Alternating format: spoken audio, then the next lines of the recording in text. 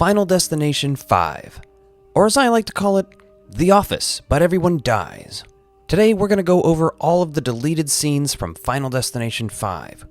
We're going to compare the alternate deaths to the theatrical cut deaths, and we're going to talk about the alternate ending that did not make it to filming. Get your raincoats, it's going to get messy.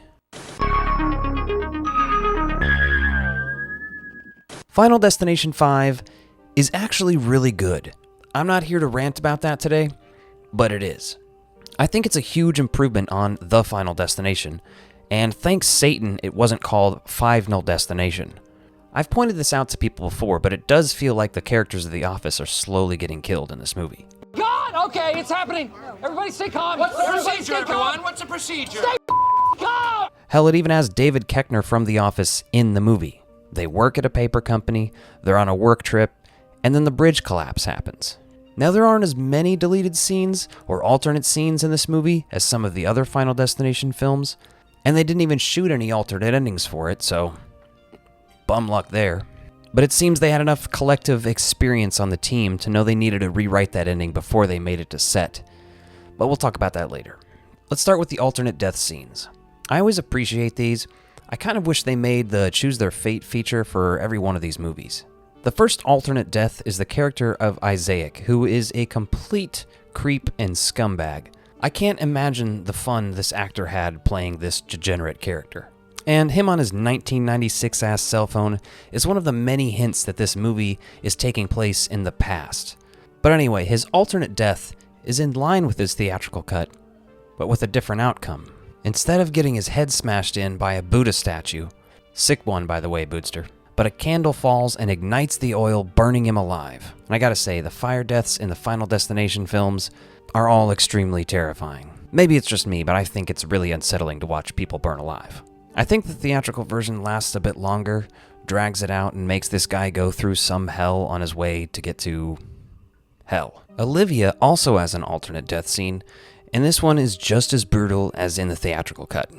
In the theatrical cut, only one of her eyes is burned by the laser, and she falls out of the window onto a car. In her alternate death scene, Olivia has both eyes burned by the laser, and still ends up crashing through the window onto a car. In this alternate scene, you can hear her eye popping out. It's clearly not a finished edit. It's also not a big change, but it changes things just enough to be considered alternate, I guess. Honestly, this one's a little disappointing in its lack of diversity. But there's also some evidence for some unreleased scenes from this movie, or at least shots from scenes. In one of the behind-the-scenes videos, we can see a few shots that didn't make it into the final movie. Now, this stuff is just in general fun to me, knowing that there is more out there that we haven't really seen. So in one of them, Molly and Sam are helping two more men cross the bridge. There are really short shots of this, but that's really all that's out there. And it doesn't really change the story or have any impact, so what do we care? Later inside the factory, Nathan's sleeve is stuck inside a wheel. When he pulls it out, it tears his sleeve. This is just small stuff, but it's things that people have noticed. Then there's the alternate ending that was in the original script. Sam, Molly, and Nathan take a walk through Memorial Park, believing that they have finally escaped death. But Nathan is crushed by Flight 180's landing gear falling from the sky. But come on, if you got to experience this plot twist in theaters, or in general without spoilers, it was fantastic. It was like the Saw music started playing. It all comes together, and it just felt so cool that they had tied this into the original movie. I really give them props for that and that reveal. I do like how Sam and Molly end up on Flight 180, while Nathan still gets crushed by the landing gear in the final film. And I think most of these films in this franchise have solid endings.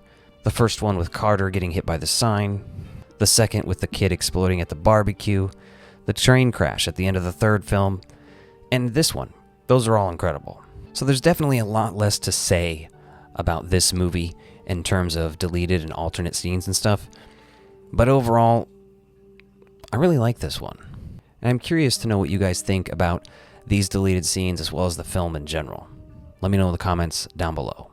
Quick thank you to my channel members and Patreon subscribers. If you want more Ectoviolence, including exclusive videos and behind-the-scenes content, become a member by clicking the links in the description below.